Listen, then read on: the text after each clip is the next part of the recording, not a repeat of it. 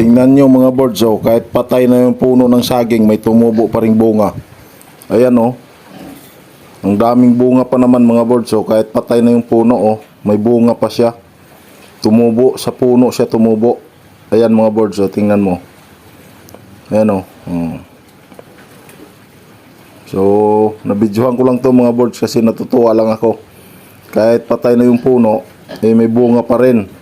So, ibig sabihin, pwede pang pakinabangan. So, ayan mga birds, oh, daming bunga mga birds, oh. Kung tawagin dito sa Waray, kusta.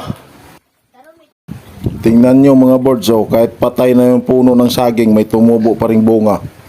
Ayan oh.